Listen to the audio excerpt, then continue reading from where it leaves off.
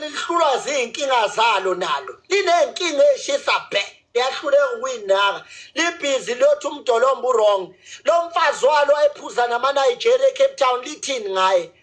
Kubi bafowethu kubi nangu uThabani ehlatshwa-ke laphana-ke khwele dilika ungizwe mchunu-ke laphana-ke ekhala ngokuthi-ke ungizwe mchunu-ke uhlulwa zinkinga zakhe laphana-ke njengoba-ke nowakwakhe eyidlela-ke utshwala-ke nabantu bokufika kusho uThabani ehlatshwa-ke laphana-ke phawula-ke udabeni-ke oluthinta yena-ke laphana-ke uMisizulu-ke nasigameko esimehlele noma-ke esehlile-ke sokubhutshwa kwale video-ke ethrendayo enkundleni zokuxhumana le ndaba-ke ayipheleli-ke njengoba ngecaphanelo phisanyana wakhona-ke nansi la iqhubeka khona ngicela wezwele ngembolo samakhanga ngokhohle ukusubscribe ke uphinde like lama video. Iqhunu leli lihlulwa zinkinga zalo nalo linenkinga eshisa bhe liyahluleka ukuyinaka libhizi lothi umdolomba wrong lo mfazi walo ayiphuza nama-Nigeria eCape Town lithini ngaye uright yena ngapha yena ulwisa ama-foreign umfazi wakhe yena uphuza nama-Nigeria laphana eCape Town uright yena usabhedela umdolomba nini ngazobhedela umdolomba wena ngizwe ngabhedela nje umdolomba hayabheda iy'nkinga zekhaya zafukamela ngazodayela umdolomba nalo wakho kwakufanele afukamele iy'nkinga zekhaya angaphuzi nama-Nigeria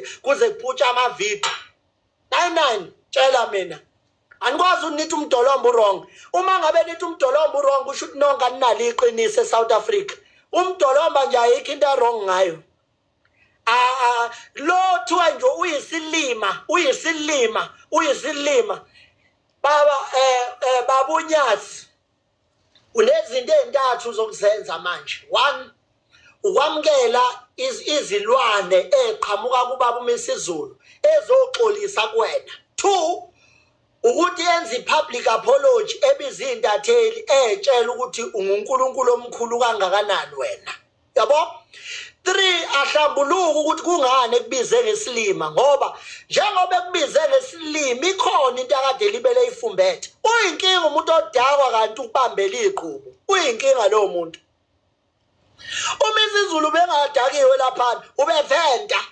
uyaventa lo muntu ayithi ngiyakutshela ubeventa ikhona into ulokhunje uShemba amenza yona okufanele ayihlambuluka uMisizulu ayithi ngiyakutshela mina uMisizulu ufanele ehlambuluke ukuthi kungani uShembeze wambuka ngamehlo ukuthi usilima ngoba hayi ukuthi uvele wathi uyisilima ikhona into uShemba ayenza uyena fanele ahlambuluke akahlambuluke ngempela